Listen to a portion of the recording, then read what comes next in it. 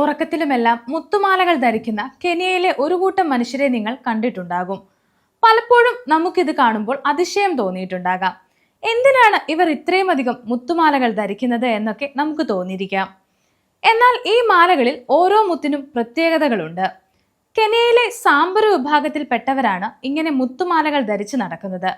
ഈ മുത്തുമാലകൾ ഐക്യത്തെയും സന്തോഷത്തെയും പരിശുദ്ധിയെയും സൂചിപ്പിക്കുന്നുണ്ടെങ്കിലും പലപ്പോഴും അവിടുത്തെ പെൺകുട്ടികൾക്ക് ഈ മുത്തുമാലകൾ വലിയ കുരുക്കുകളാണ് നൽകുന്നത്. ഈ സമൂഹം മുത്തുമാലകൾക്ക് വലിയ പ്രാധാന്യം നൽകുന്നുണ്ട്. സാമ്പരു വിഭാഗത്തെക്കുറിച്ച് നമുക്ക് കൂടുതലായി അറിയാം. സാമ്പരു വിഭാഗത്തിൽപ്പെട്ടവർ അവരുടെ ഉപജീവനം കണ്ടെത്തുന്നത് കന്നുകാലി വളർത്തലിലൂടെയാണ്. ഈ വിഭാഗക്കാർ അവരുടെ ജീവിതത്തിലെ ഓരോ കാര്യങ്ങളും മുത്തുകൾ കൊണ്ടാണ് അടയാളപ്പെടുത്തുന്നത്.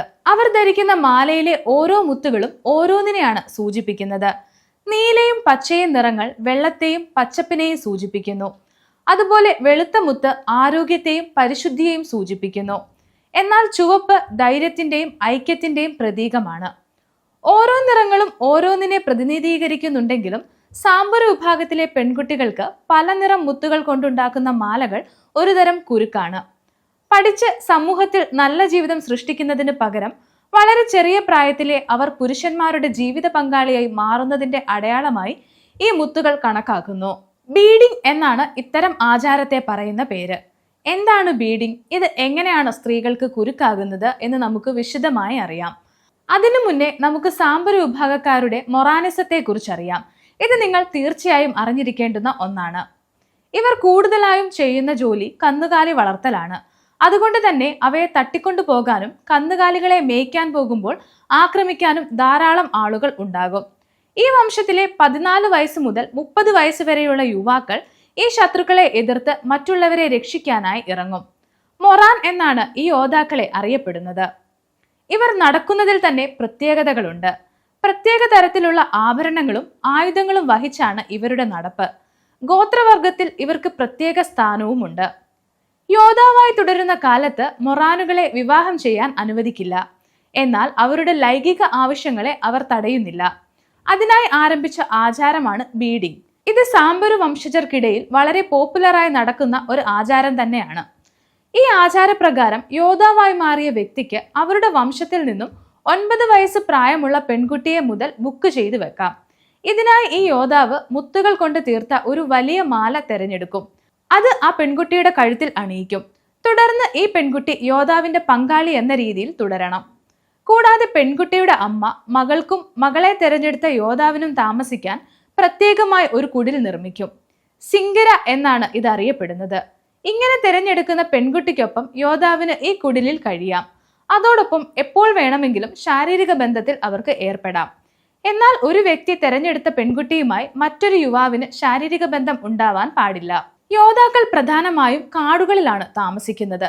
എന്നാൽ രാത്രികാലങ്ങളിൽ ഇവർ സിംഗരികളിലേക്ക്, അതായത് നേരത്തെ പറഞ്ഞ കുടിലുകളിലേക്ക് എത്തും. പുലർച്ചയ്ക്ക് മുൻപേ മടങ്ങുകയും ചെയ്യും. ഏറെക്കാലം ഇവർക്ക് ഇങ്ങനെ കഴിയാം. അതിന് തടസ്സങ്ങളൊന്നും തന്നെ ഇല്ല. എന്നാൽ പെൺകുട്ടിക്ക് പ്രായപൂർത്തിയെത്തിയാൽ ഇതേ യുവാവിനെ വിവാഹം കഴിക്കാനാവില്ല എന്ന നിയമവും ഉണ്ട്. അതിനു കാരണം വംശത്തിനുള്ളിൽ ഉൾപ്പെടുന്ന എല്ലാവരും ബന്ധുക്കളാണ് എന്നതാണ്.